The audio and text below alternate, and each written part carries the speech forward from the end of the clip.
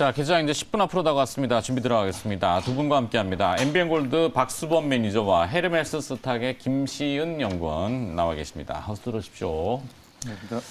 자, 박수범 매니저부터 먼저 가겠습니다. 오늘 포인트를 어디에 두고 계시는지. 네, 오늘 시장 같은 경우에는 아무래도 뉴욕 증시가 FOMC 회의를 앞두고 좀 조정을 좀 받고 있는 상황입니다. 어제 같은 경우에도 국내 증시가 좀 조정을 받았고요. 거기다 삼성전자라든가 SK하이닉스 좀 추가적인 상승 흐름을 좀 기대했지만 어제 좀 약간 좀 약세 흐름을 좀 보여주긴 했습니다. 그렇지만 외국인들의 매수세는 아직까지 반도체 쪽으로 좀 수급이 좀 들어오고 있기 때문에 시청자분들이 그렇게 실망할 위치는 아니다라고 보고 있고요. 오히려 좀 소부장 쪽으로도 보더라도 지금 현재 미국이죠. 미국이 아니라 저 반도체 쪽 국제 반도체 장비 재료 협회에서 발표된 내용을 보니까 작년 매출이 710억 달러였습니다. 근데 이미 11월 달에 1,000억 달러를 좀 넘어섰다라는 좀 내용이 좀 나왔기 때문에 그렇다면 소부장 기업들을 비롯해서 반도체 쪽 아직까지 우리가 좀 지켜봐야 되고 계속해서 12월 말까지 산타랠리가 반도체 쪽에서 이루어질 건지 좀 볼 필요가 있다는 말씀을 좀 드리고 싶습니다. 네, 산타클로스는 아직 안 왔지만 오고 있는 중이다. 이렇게 보면 되겠네요. 네. 네, 요즘 산타 분들이 코로나로 인해서 많이 은퇴를 하셨다더라고요. 네. 하지만 증시 쪽으로는 그래도 좀 이루어지지 않을까라고 좀 생각하고 있습니다. 그래서 오늘 주제 정하신 게 CPTPP. 네. 네네네. 일본이 주도하고 있기 때문에 이게 환태평양 경제 동반자 협정 이렇게 되는 거죠. 네, 맞습니다. 네, 이 내용과 관련돼서 뭘 준비하신 것 같은데 맞나요? 네네. CPTPP 관련해서 지금 이제 나오는 내용들을 좀 보게 되면요. 일단 디지털 무역이라든지, 그리고 노동권 강화, 그리고 환경 보호 의무 같은 내용들이 좀 담겨져 있습니다.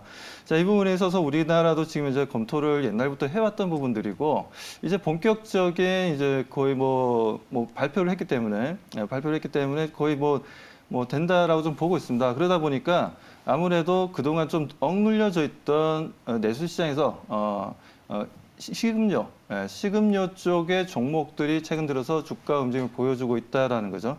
자, 그 중에서 CJ제일제당이라든지 대상이라든지 아니면 지금 현재 농심도 지금 원자재 가격이 워낙 올라가다 보니까 좀 라면 가격을 좀 인상하겠다라는 내용들이 좀 나오다 보니 이런 종목들도 지금 현재 다시 상승 흐름을 좀 보여주고 있다라는 거죠.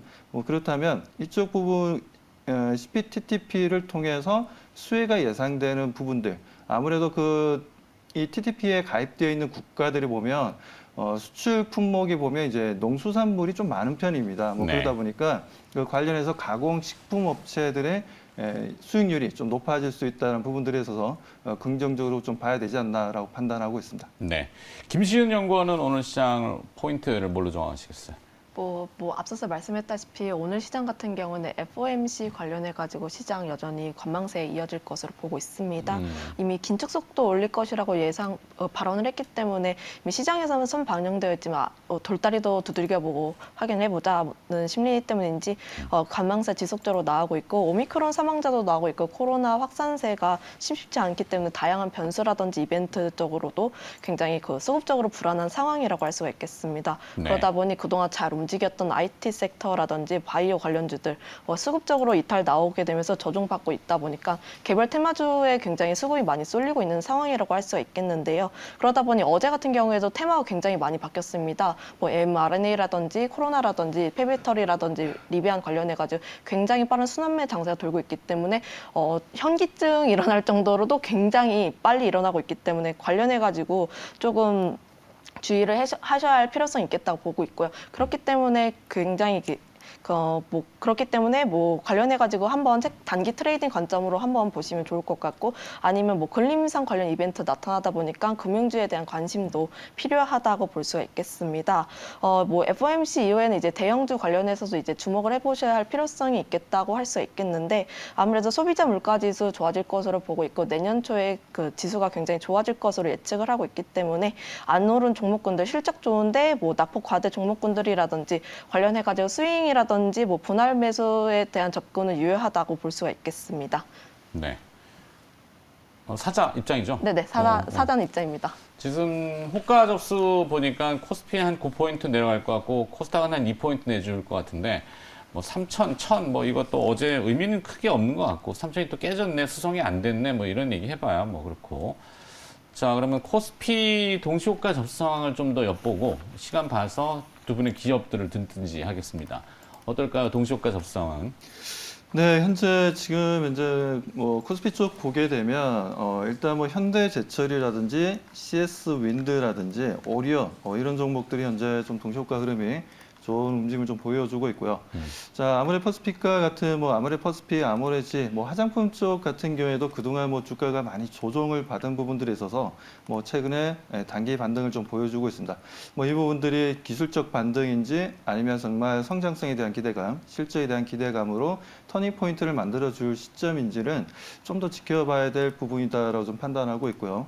자, 그리고 금융주들도 그렇게 나쁘지가 않습니다. 지금 현재 뭐 보험회사들도 아무래도 이제 채권 가격이 올라갈 수 있다는 부분들, 아무래도 금융 긴축 정책이 이루어진다면 금리가 인상될 것이고, 금리가 인상된다면 자연스럽게 채권 가격도 올라가면서 보험회사들의 주가 상승 흐름 좀 기대해 볼 만하다라는 거죠. 뭐 그런 부분에 있어서 DB 손해보험과 같은 종목들이 좀 현재 좋은 호가를 좀 보여주고 있는 상황입니다. 네. 김시현 연구원은 코스닥 호가 좀 봐주시겠어요? 네, 코스닥 호가는 그 어제 그 제주도에서 지진이 발생을 네. 하게 되면서 제주 관련 종목군들 시간외에서 지진 관련주? 네네 시간외에서 뭐 상한가를 기록한 종목군들 굉장히 많고 뭐 대부분 종목군들이 상승을 했습니다. 지진 관련 종목군들이. 뭐가 그래서- 있나요?